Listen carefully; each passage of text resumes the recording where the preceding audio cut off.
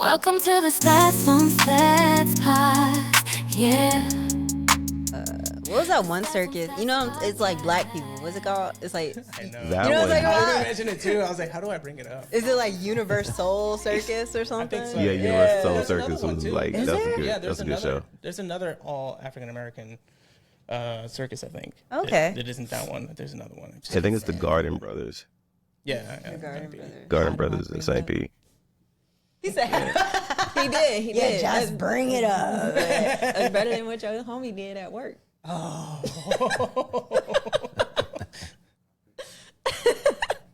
What the homie did? Okay. Do I want to know what the homie did? We'll talk about it later. Oh, Okay. All right. So, let me put a thing on. Okay. So, insert banter here. What's up, Carlos? What's up? How are you? Hey, long time no see. Long time no see. Indeed. Yeah. How many years has it been? Like 4? T8? Didn't you guys get out before me? I got out in 2017 as well. You did as well. I think. So, yeah. About like almost 10 years now or 20 years. I don't know. 20 years? Like, how old do you think He's we just are? throwing random numbers, old. right? I am throwing random numbers. But yeah, it's been a while. So 5, Well, 6, thank you for 7, joining 8. us in the studio. Sad Rico couldn't also join us in the studio. Anthony, how can we fix this? All right. So, do you know what's about to happen before we get into the reason people actually come here? I know there's going to be a little icebreaker. So I'm ready to fail. All right. Cool. We're going to play That's My Jam, 90s R&B edition.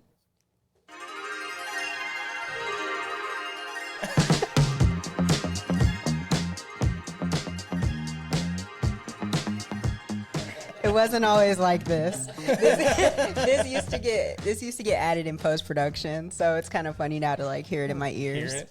Yeah. Okay, so here are the rules. Okay. We're gonna play 4 covers of 90s R&B songs. You have until the end of the song to guess either the name of the artist or the name of the song.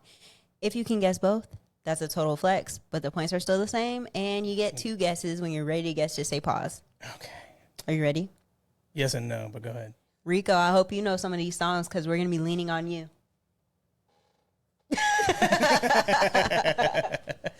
All right, Anthony. Song number 1. You said you'd be here by 9. Instead, you took your time. You didn't think to call me, boy. Here I sit, trying not to cry, asking myself why you do this to me, baby. Since you're not around for me to tell you, baby, face to face. She's singing, boy. Uh-huh.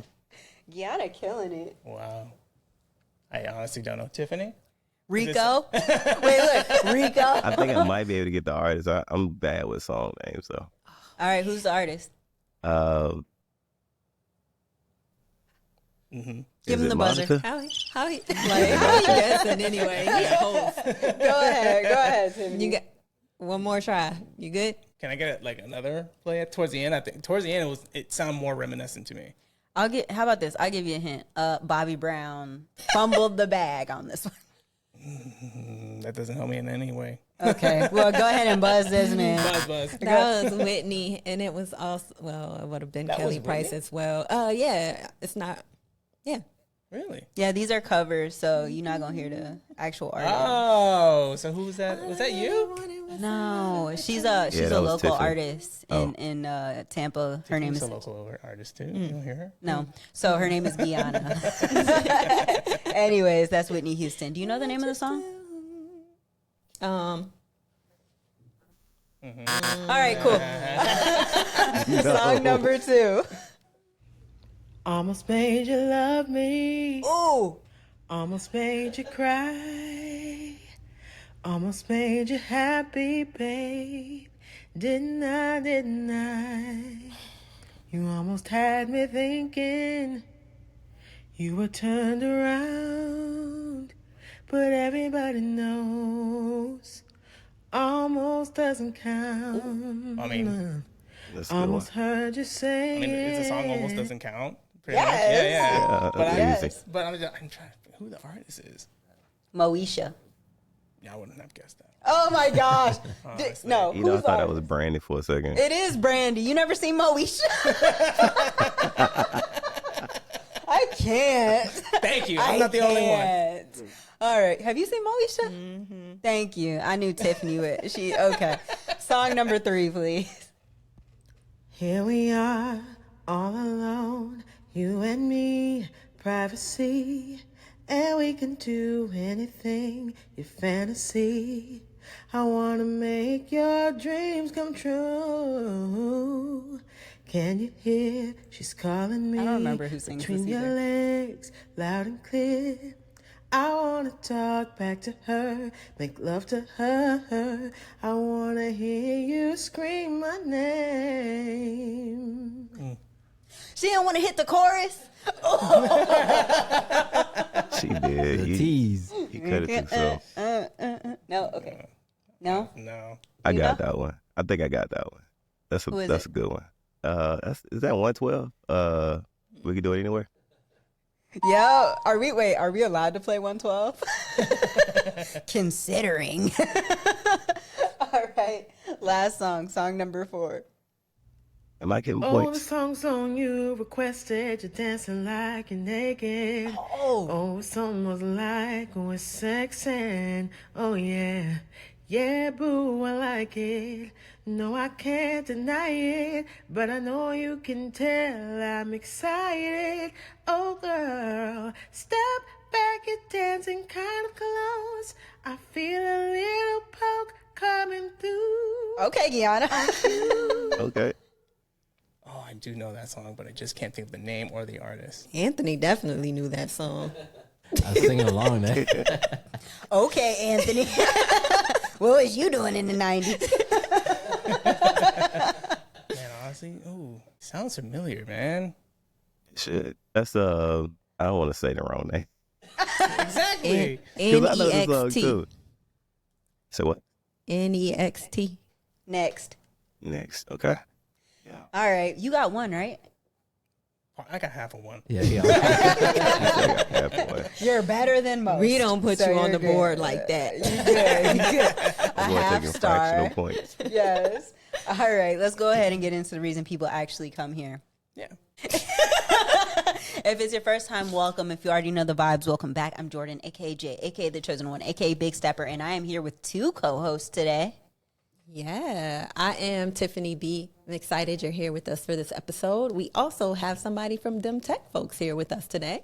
I'm Rico Randall from DEM Tech Folks. Don't forget to develop every mind. Let's go. Okay. Awesome. I've been working on that. All right. And if you don't know, if you already know, this is the place where we get to talk to leaders in cyber, technology, IT spaces. And speaking of those leaders, we have someone here with us today. And actually, this is the first time we've had somebody in studio that Jordan and I both worked with before. So we're going to let this guy tell you who he is, where he's from, what he does currently, and then we'll come back to what his passion is. Hello.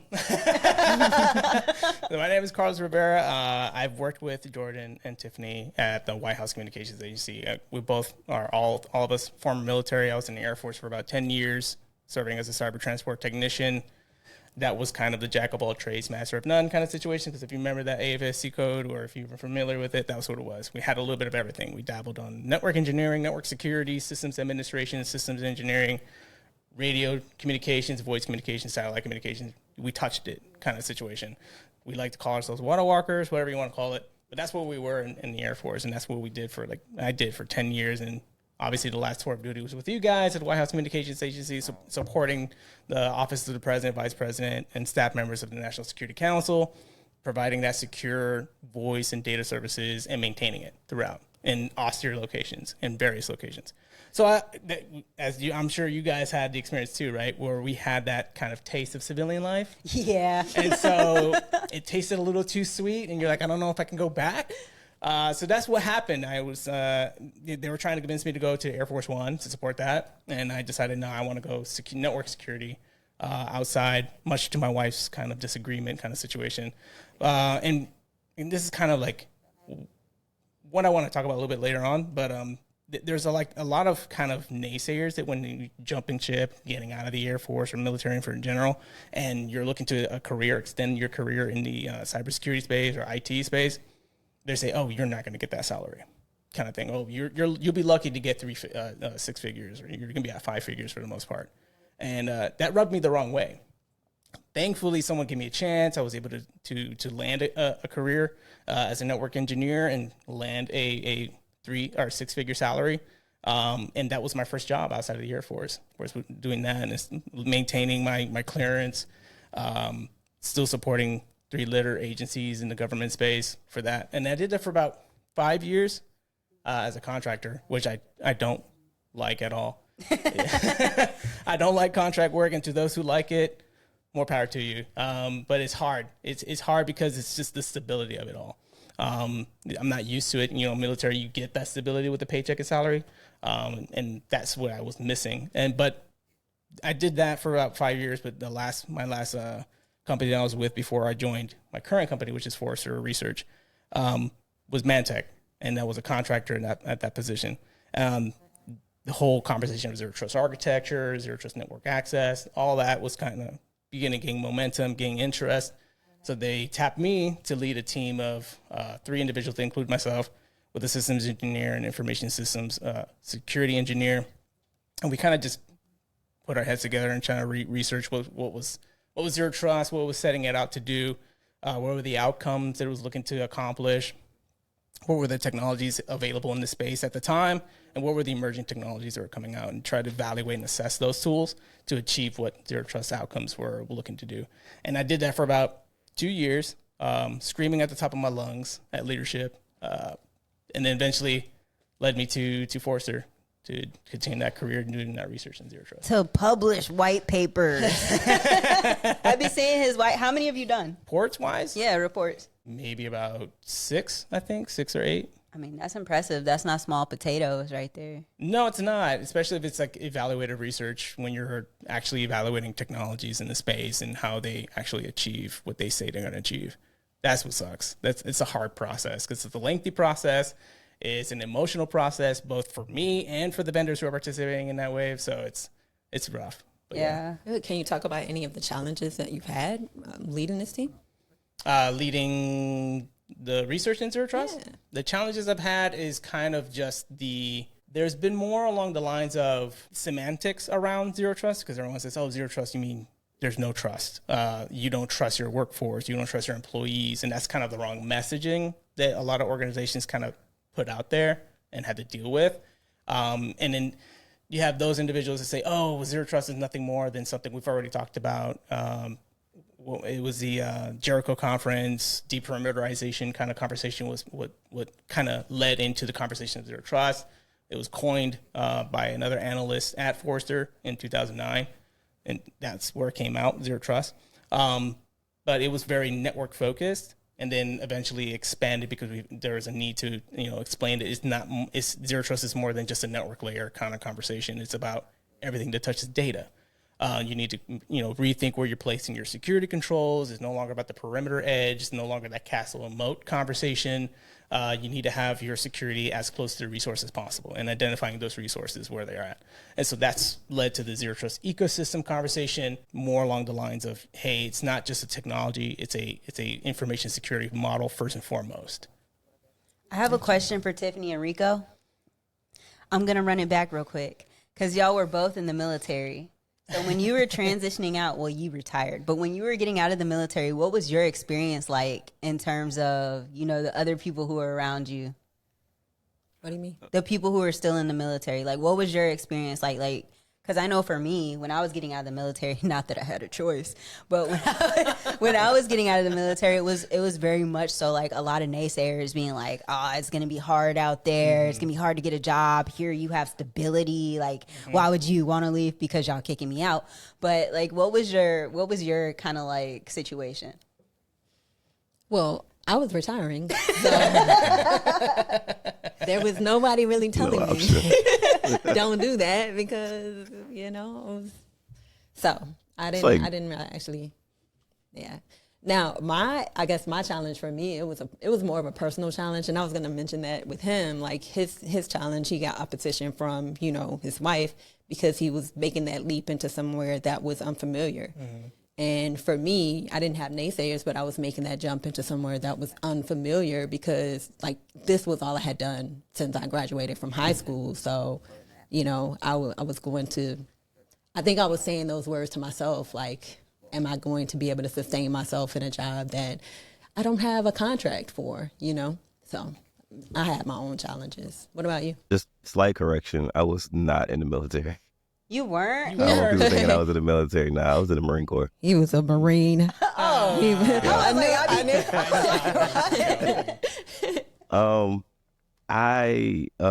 probably gonna hate me for this, but I had a not so difficult situation transitioning. I did get the people saying like, "Oh, you quitting on us," and kind of joking like that. I think we all kind of get harassed a little bit with that when we get out before retirement. But luckily enough, I wasn't like nervous about getting a job. My reviewing officer had retired, a while before I got out. Took a job over at US sitcom, and worked his way up before I got out. And I had gotten emails, me and my brother, like, "Hey, we looking for some sharp guys. So when are y'all getting out? Send me your resumes if you're close." And so I had a job bag like months before I got out. So it was more just like looking around just to see if there's anything better maybe. I was also, like Carlos, hopeful for the big, 3 figures, you know what I mean? Mm-hmm. It's like, and just to be clear, my wife wasn't a naysayer. She was more of she was afraid of the transition more so than anything else. The naysayers were, like you said, like the people who are like, hey, grass is always greener kind of conversation, or, the part that was more challenging for me was, even though they give you the resources when you're transitioning out kind of situation to build your resume, kind of like understand how to apply for positions and stuff like that, they don't tell you how to understand your value. That's true. They don't teach you that. And so, and then teaching you how to translate your military training and leadership skills into a valuable asset in an organization and viewing that as such. And so when you go in, you have the power and flexibility to negotiate that salary because you have to know your worth and convince them that way. I never got that. But thankfully, I was, I had my wife championing behind me the whole time. I had some good resources. I had a relative that was in Virginia. Her husband was a CISO at the time. And so I did kind of like mock interviews with him. He would tell me like, no, you need to come back with more confidence. You need to tell me, what are you going to do for me in my organization? I don't want to hear what your skill sets were. What are you going to do? What are you going to do in my organization that leverages that skill set? What are you going to do for me? What value are you bringing? He's like, and that's what really taught me in interviews. So nice. Scottie Pippen Jr. versus Bronny James. Got it. Bronny James. Since he did mention that, right? Another issue that I've personally had, and I'm sure more people have it, is humility. Humility, believe it or not, was my problem. I would Overconfidence? Yeah. Well, not lack of confidence. It's just like I would do like some crazy stuff and I would downplay it like crazy. Mm-hmm. You know what I mean? It's like, oh, well, it was just it. I'm like, no, that was pretty cool stuff. You need to talk about it. Brand on yourself. I agree. Yeah. I agree. Because there's some things that like when I mention like my background to others and they're like, oh wow, that's a very impressive background. You were at the White House. I'm like, it was the military. I'm like, I don't know what else to tell you. Like, it wasn't that impressive. At least to me, I don't feel like it was that impressive. But to others, it's like, whoa, you did big things. So yeah, it's the humility aspect, and maybe that's just the nature of how we're taught, I guess, in the military. Is just to be more humble in your work, I guess. He has good credit. That's how he got to the White House. Good credit, yeah. Good credit. I'd never make it to the White House. Very bad credit over here. Oh, okay. You okay? Wake up. Yeah, I'm here. You mentioned having some people that were behind you providing support. Do you feel like that mentorship helped you, and do you feel like it's when it comes to people who are looking to get into tech, it is beneficial to them to have a mentor who can help them through things in the same way you did. Absolutely. I think so, because there's a lot of cultural challenges in the IT space and cybersecurity space. I think there is a particular kind of domination, if you will, in the space. I don't want to try to call it out in a sense, but it's a tough space. Look, when I first started, it wasn't even my career of choice. Wasn't going to be cybersecurity. It was aeronautical engineering. I was going to Embry-Riddle Aeronautical School for that, and then my wife was the one that told me. She's like, "You're in IT right now, and then IT is kind of booming right now, and that's got a more promising career getting out of the military than aeronautical engineering, because aeronautical engineering is such a niche category, and it's more competitive than maybe IT and security space is." So I was like, "Oh, you have a point." And then I transitioned from going to aeronautical engineering into computer information systems and cybersecurity.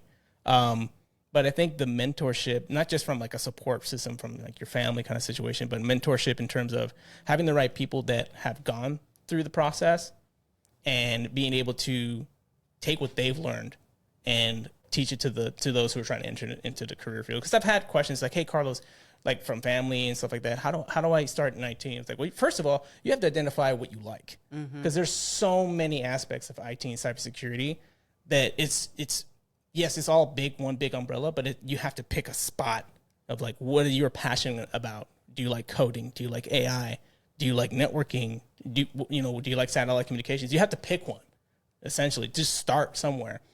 Everything else kind of falls into place, because like I truly believe that the military, the way that we're taught, was that because we have to learn everything about the roles in front of us and the roles behind us, you have to know everyone's roles to understand where the career field. I feel like in the public sector or private sector, you have to do the same thing. You have to, when you pick a spot, like I'm a network engineer, but I need to learn what's going on in security. I need to know what's going on with systems administration. What are the tools that they're using? What are the complications that they're running into? How do I improve that? How do I make it better for them? And then that's where you start learning. You mentioned something we said here often is that people would ask us questions. And a part of that is why Jordan and I even started the podcast, is people close to us, wanting to know about IT. And we do oftentimes come to that thought of, you need to know what you want to do. But exposure is a big thing, right? In sometimes in our community, sometimes, those people don't even have the exposure, don't know what's available and what's out there. Yeah. So this is, being able to give back. A part of that for us is being able to expose them to like these different types of roles that maybe we never even thought of. So yeah, I think that's something like even my wife and I have a conversation about, because it's like stuff that we, when we were younger, going through the process, it's like we wish we knew or someone told us, kind of thing. Like for me, it's like, you could go to school. You can go to school for full time, get your 4-year degree in cybersecurity, whatever. But if you haven't had any kind of experience in the field, you're not going to come out of the college out the back and expect a good paying salary, because you have the knowledge, but you don't have the experience. There's a difference between what you learn in the books and what's going on in the real world kind of situation. And so what I try to tell individuals, like, if you're going to school, make sure that you're already identifying areas where you can do internships, get that experience under your belt. Hell, work at Best Buy, work at the computer desk kind of thing. That's gaining experience in IT and technology already. So have that under your belt while you're doing education, and that way you start, understanding the way the actual real world works in the space. That's facts. I know Rico has thoughts about college. Don't get me crying again, man. You know how I feel about education. But yeah, shout out to the conversation. I really enjoy your perspective, Carlos, and the way you keep going back to your wife. That's huge. Having someone that you can trust, that you can bounce ideas off of, to validate that you have a level of sanity and clarity. Exactly, yeah. And what you're thinking about doing, that's huge. A lot of people miss that, and they try to go about it, on their own. But as far as like picking up a skill set or, finding a place to, operate in this industry, it's just like if you're familiar with craps, right? Craps, you look at a craps table, it's all these numbers, right? It looks so confusing. The advice that I got on a cruise when I first learned how to play craps was just find a little small spot. Just start with one bet and learn other bets as you go. So find a little space in IT that makes the most sense, that's easy enough to understand that you're interested in. Get proficient in that, start winning some bag, and then start looking at the adjacent bets. Start having conversations. Oh, well, what do you do? How does that relate to what I do? Because there is a relation. Believe it or not, there's always going to be a relation. And you just expand from there. Before you know it, you know what every bet does on the table, and you find yourself being competitive for a systems architect role, right? Macro level planning. So, but yeah, education is huge. Is craps like spades? No? Yeah, just Are they like the spades. same?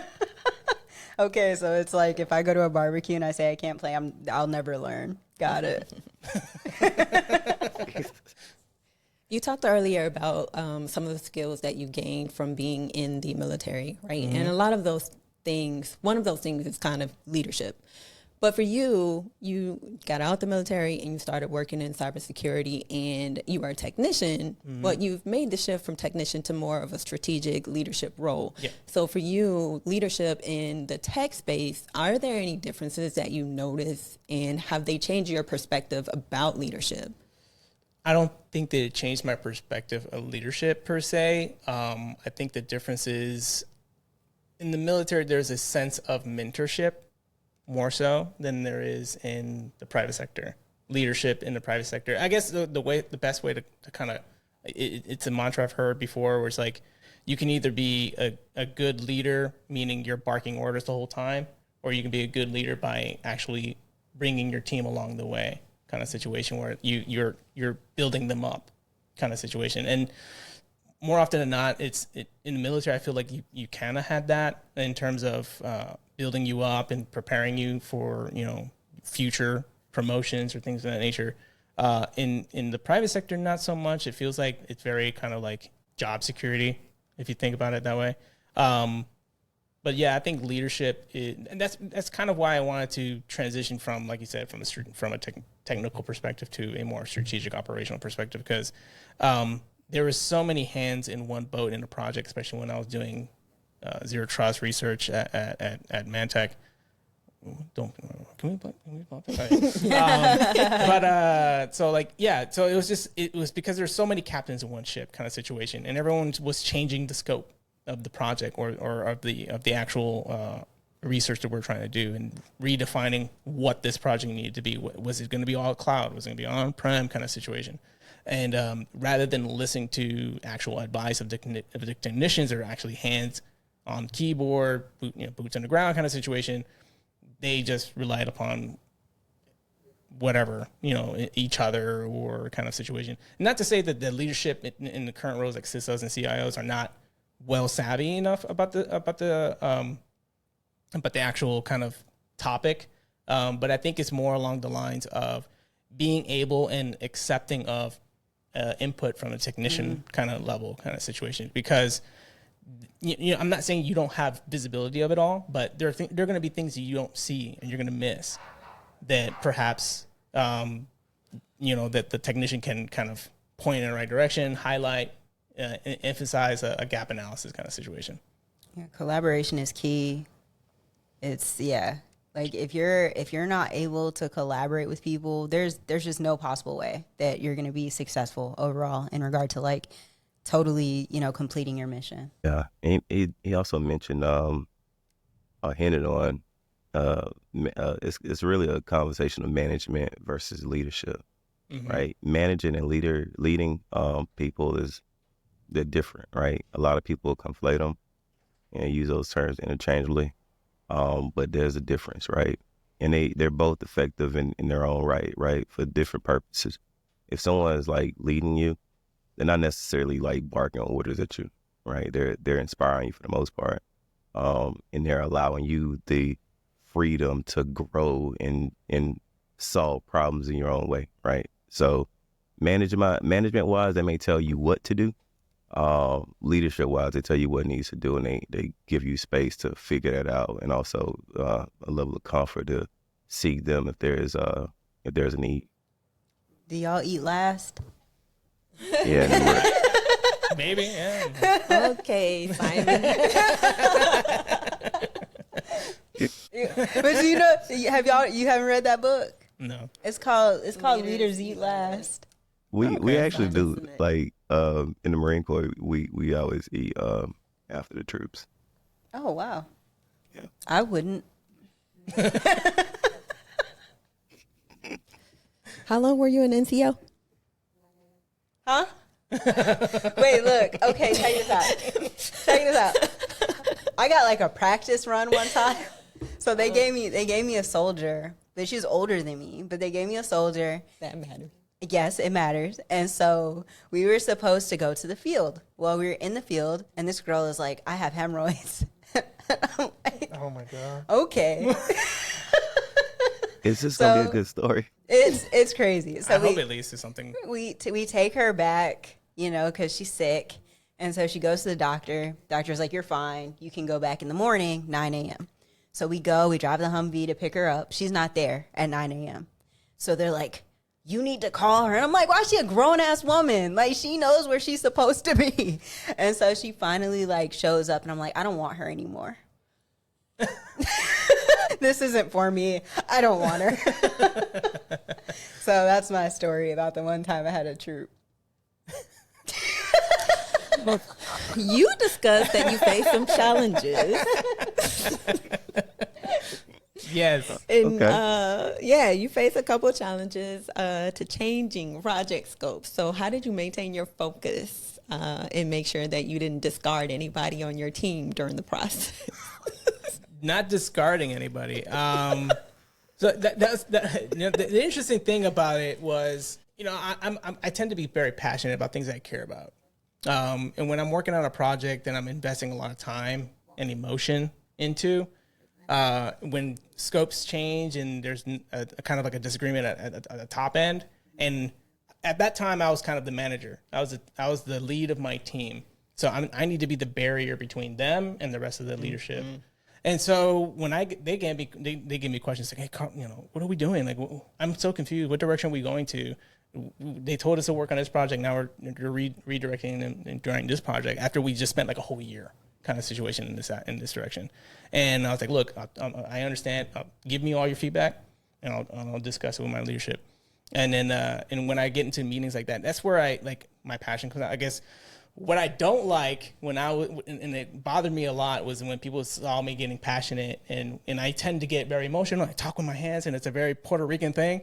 And so what they say is like, oh, Carlos, we don't want you to get Puerto Rican on us. I'm like, first of all, don't say that. So I was like, first of all, don't say that. It's not about being Puerto Rican. It's about, I need you to draw attention to this problem that you guys need to fix, because it's in your wheelhouse to fix. You guys have two different leadership pulling in two different directions for my team. And I'm trying to tell you, and educate the leadership, because the problem was there's also high turnover. So whoever started the initial project, who was oversight of that, and this is a very common problem in general with CISOs and in many organizations, there's a high level of attrition that occurs in the leadership role and higher level of turnover. So when one leadership comes in, they start the initiative, they start the project, and they leave after like 3 or 4 years, and someone else comes in, it whether they agree with it or not, they're probably gonna be like, no, we're gonna go in a completely different direction. And so now you have a scope that's changed. You hit delays, you hit disruptions, and any kind of implementation. And so that's what I dealt with. And so it's kind of just like trying to communicate that. I used to get really passionate and scream at the top of my lungs, and that was kind of the turning point for me. I guess that if it gets down to is like, why did I make the decision to go from technical to strategic and operation? That was a turning point for me, because it's like, look, I don't understand why you guys don't see this problem, and you're not doing anything to kind of change it and improve it. And it's impacting not just me, but the rest of the team. And I care about my team.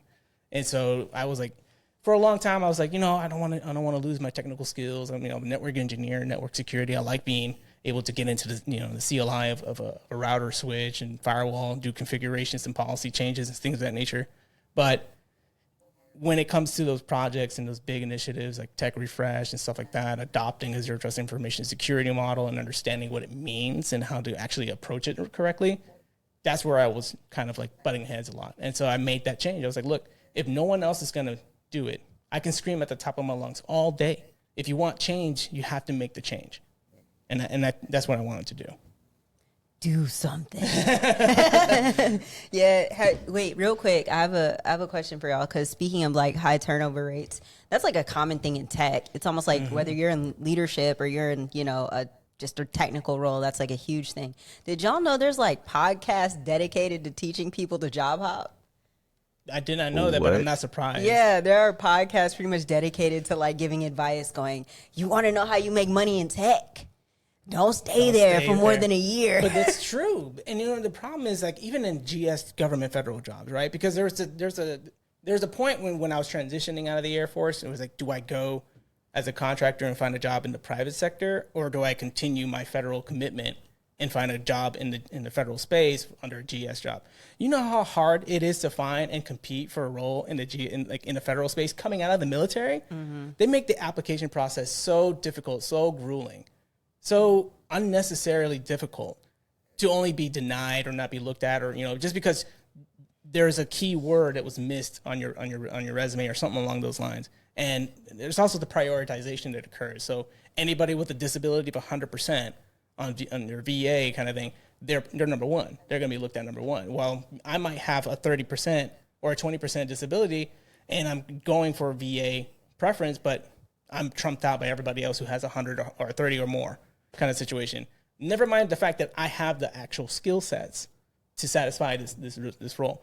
So there's that, and then there's just the it's not competitive enough for retaining or for hiring good talent in the federal space and retaining, because with promotions and pay raises in the federal space is not the same as the private sector, albeit you'll still get more.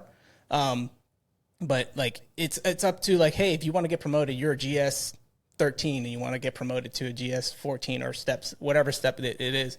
It's about finding a spot that has that pay grade to move to that.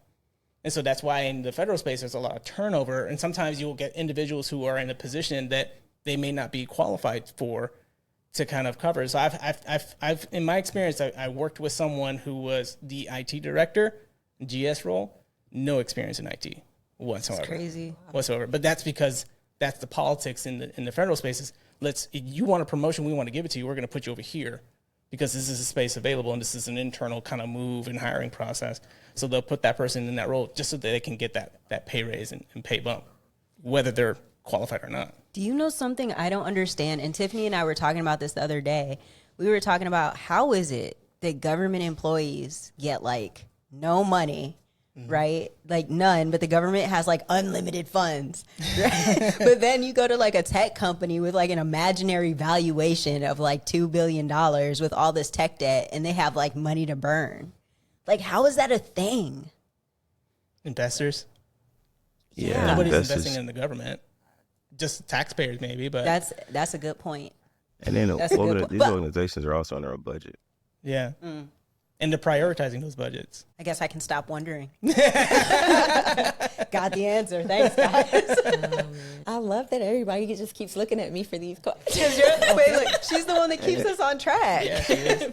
Looking at me. I actually got a question, unless you got something in the chamber. So Carlos, we kind of talked about mentorship and things like that. What are some differences or some changes in your style of leadership or the way you manage your people, right? So those are different things. Mm-hmm.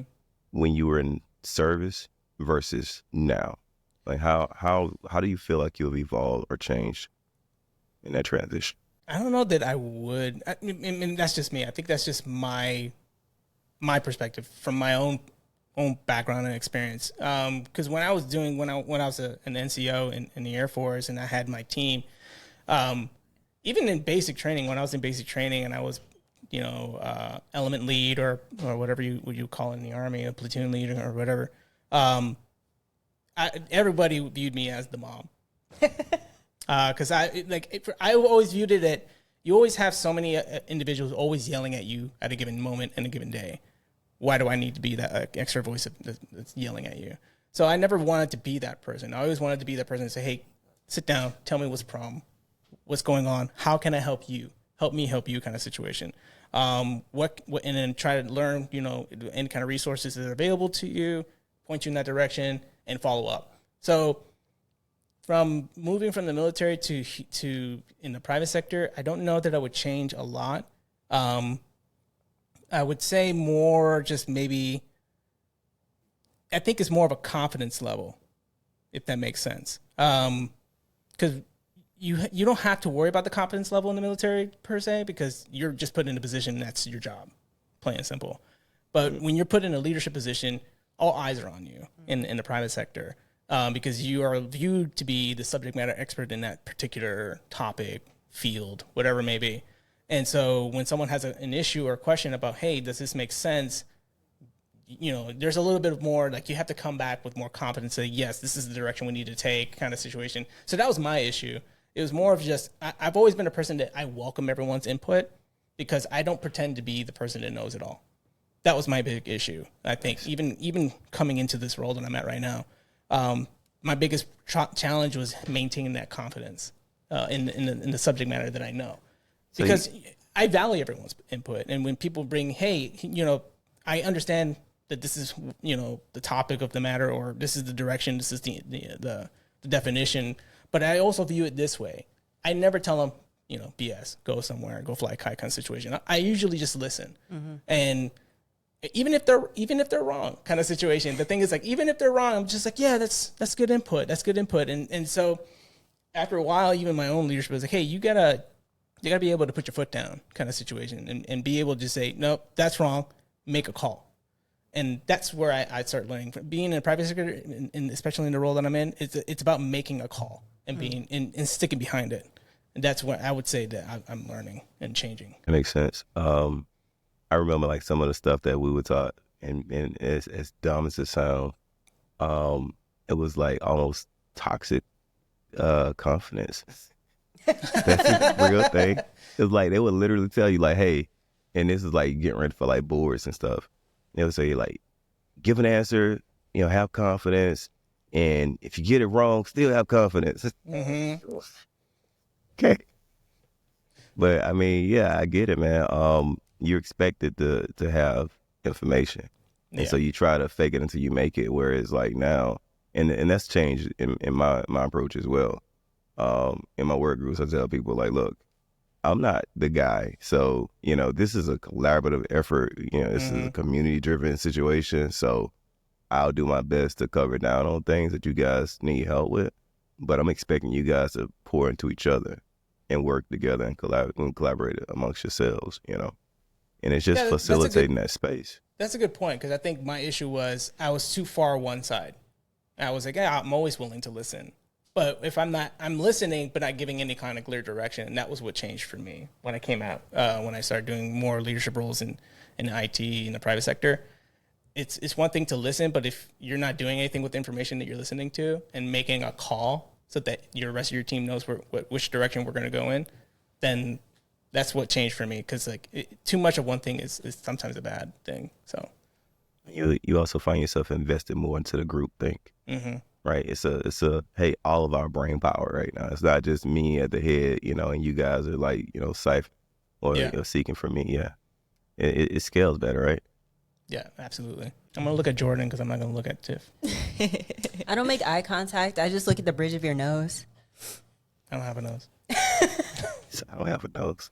When you think about leadership, right, and I would say going backwards before you were a leader outside of the military, when you think about your thoughts at the time, were there any misconceptions you had for yourself about moving into leadership from tech to, being a leader for a research team? There is the misconception that you're going to be just stuck behind a desk. I mean, there's some truth to that. I'm not stuck behind a desk all the time because I'm not actually traveling a lot to these events. But transitioning from a technical perspective to a more strategic operational perspective, you don't necessarily lose that technical background, because the way I view it is, because I'm in a strategic operational position, I'm still going to continue researching the trends, the insights, the best practices for doing things. And I may not be doing it myself, but I'm listening and talking to people who are doing it in the field, getting different perspectives from those individuals, using that collective information to say, hey, maybe we're changing, maybe we need to change how we do this policy construct from an operational perspective kind of thing. We have these various enforcement points and things of that nature. So I don't necessarily think that you lose your technical chops, if you will, by transitioning, but it will take a lot more to maintain it, if that makes sense. Pause. Pew, pew, pew. Do you know what time it is? Lightning facts or whatever you call it. Oh man. Lightning round. What's it called? If you wanted, I could have done the lightning. Okay. Lightning lessons. Well, so we adopted that. Okay, I like it. I love it. Go for it. Okay, Yeah. pause. Do you know what time it is? This is an amazing segment that we use between our shows called Lightning Lessons. And what this entails is that during a period of 60 seconds, you will have 60 seconds to give a period of instruction on a topic of your choice. It doesn't have to be technical, but it has to be done within 60 seconds or you die. Nah, you don't die. Yeah, well, And now, mind you, it usually their guests take about 5 to 6 minutes. I won't confirm or deny that, but you take about 10 seconds to think about a topic, and when you're ready, just say you're ready, announce your topic, and I think Anthony's got like a timer. So, okay, come up with a topic and develop instructions for it?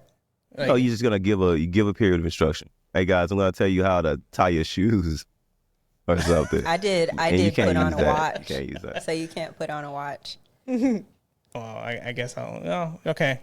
You ready? Sure. Yeah. Go. I'll go now. Oh, okay. Hold on. Now I gotta wait. Go. All right. So we're going to talk about how do you begin your zero trust journey. First step is to do your assessment. When you assess, you're viewing all of the aspects of your architecture, not just network. It's also going to be your workloads, application layers, devices, people, visibility analytics, automation, orchestration. Do an assessment, get a baseline, find out where you're at, your maturity level, find out where the gaps are, where your strengths and weaknesses are, and then that will help you determine what your next steps will be in terms of identifying initiatives to begin the process of implementing a zero trust architecture. Most organizations will begin with identity or identity access management. Begin there if you want. If you want to do network segmentation, most organizations are already very mature in network segmentation, and the next step to that would be microsegmentation. Albeit, you have to be able to understand that some of these concepts or techniques or technologies require dependencies. So once you identify those dependencies, understand if you need to do identity first before you do microsegmentation, then do so. Most organizations begin with identity because they want to make sure that that's the customer-facing aspect, and it shows maturity and it shows success and implementation of zero trust architecture. That's one way of showing the success metrics for that. And then once you move on that, you continue the process, reassessing, make sure you're developing a plan, stand up a committee of champions, of individuals who will continue championing the initiative for zero trust, even if you have high turnover with leadership. That steering committee and documentation will be in place to make sure you're maintaining that steady flow of process for zero trust. The roadmap will also have your milestones. Identify the short-term milestones for the long-term goal. Zero trust is not an end state; it's a continuous journey. The same way the cyber threat continues to evolve and change, so too should your architecture. So that's why you need to make sure your roadmap is iterative, but also resilient to that change. Do y'all know what a minute feels like? Hopefully that makes sense. I don't know. You need to change it to 180 seconds. That was a long minute. It's like a Mars minute. Bro, you are like super polished in your presentation, especially like, right, firing from the hip. I mean, there's a few like filler words, but you did a lot better than I do. No, trust me, it takes a lot to get there. I didn't have this. In public speaking engagements is probably my biggest fear, and I've been doing it slowly but surely. I got an event coming up with the company in Baltimore where I'm actually doing 2 sessions. I'm doing a workshop session for those who are going to be there, and I'm doing a zero trust guest panel where I have guests who are on their zero trust journey. We talk about what has worked, what hasn't, and what can we can teach our guests about how to overcome those challenges and move to the next step of their zero trust journey. For those who are going to be where? In Baltimore, For the Security and Risk Forum, as their Forrester's hosted Security and Risk Forum event. what days? That will be in December 9th, running from December 9th through the 11th. Oh, okay. Y'all could have used Google for that, but I feel you. Yeah, it'll be over by the time this airs. So. I'm actually going to be also Monday. I'm leaving on Monday to be a panel guest at an event for one of the vendor hosted in New York City. That's cool. Yeah, dope. We have to wrap it up. I know, it's so sad. I had so much fun with you. Yeah, this was really fun. So, okay, before we have to hurry up and close out, one piece of advice that you would give to someone trying to break into the cybersecurity industry. Help desk is not the first step. Okay. Like we mentioned the first time, find a spot, a niche area that touches on IT or security, and follow that path. It doesn't have to be help desk. Most of the areas that, career fields that say, oh, if you want to begin IT, you have to start a help desk and that's where you get your feet wet kind of situation. Not true. Any experience in IT and security is valuable. So if you want to pursue that career, if you're doing stuff at home, you're learning coding and AI, learning about the AI stuff, that's a big one. It's a big and burning area. A lot of, even in the federal space, there's a lot of questions that we get at Forrester about, hey, what is AI and quantum computing going to mean for me? How do I leverage those tools? How do I make it defensible? So just understand what's trending and research it. Find out what's going on. Why is it so polarizing? Find out why it's so popular and learn it. That's the best way I can say to get in not zero trust, but IT and security. That's awesome. Okay, and resources to help you. Like if you're not going to do help desk and there's other things that you want to do, where would you send somebody? Me? Come to me. I don't buy. If you have questions, I can point you in the right directions. The benefit of where I'm at right now is that you have a network of individuals. You know people. You know who's hiring, who's got needs, and things like that. So if you have a request or something like that, just tap into your network. Really tap into the network of individuals yourselves, your audience. That's your best bet in finding like resources to get to understand and resources to get started in this journey for IT and security. Is access your network of individuals. I like that. Gotcha. When you're not doing IT, you're bored or just so tired of being behind a computer, what do you do to stay grounded? You'll be sad to hear that I do gaming behind. I knew it. I knew it. Hence the gaming desk. Yes, no, but beyond that, I like spending time with my wife and my daughter. We're trying to get back into the process. I've been so busy lately that I haven't had time for myself. But we want to get back into the habit of going out, just going exploring, getting lost in the area, finding new stuff around the area. That's stuff that we like to do and we want to do with our daughter. So, Family day. Family day. You say daughter? Yeah. I don't know why I figured you had 2 kids. Where'd you get that from? Don't do that to me. The tattoo. Oh, okay. Yeah, no, this is what this tattoo I got went to represent my brother and I. Gotcha. That's dope. Okay. Yeah. Cool. All right. You have any projects, anything else you are like, look for this in the future? Just stay posted if you want to follow me in my research with Forrester. We're almost every quarter there's a report being published. Participating in different events and hosting different events. So yeah, you can follow me on LinkedIn, or I have a Twitter account, but I don't really participate in that. Or X, I guess you could say is what's called now. I'm more active on LinkedIn. You want to tell them how to look you up on LinkedIn or? I don't even know what that is. Okay. All right. Carlos Rivera. 12ZXY. I think it's Rivera CJ is where the last part of the URL, I think. Okay. Anthony will put it on the screen. Yeah, put it on the screen, Anthony. Awesome. You should All drop right. a QR code on the screen. Is anybody going to scan that? Like, people are not about to scan a QR code, are they? Unless we hand it to them. on the screen? I will You since will? I suggested it. Yeah. I will. Okay. Well, this is the part where I say thank you. Thank you so much for joining us. We know time is currency, so we hope you feel yours is well spent. Yeah, absolutely. Thank you, guys. I enjoyed it, of course. And to everyone else who is watching us, who is listening to us at the Stats on the Stats podcast, we value your time as well. And we can't wait to see you next time. Wait, let Rico do a quick shout out to his podcast. Yeah, shout out to Rico's podcast. Go Shout out follow to DEM DEM Tech Tech Folks. Shout out to DEM Tech Folks, spelled DEM as in develop every mind. Make sure you develop in every mind, everybody you touch. Spread the love and the growth. Awesome. And shout out to Guyana as well. Go follow her. If you make it this far in the video, go follow her at Destination Guyana.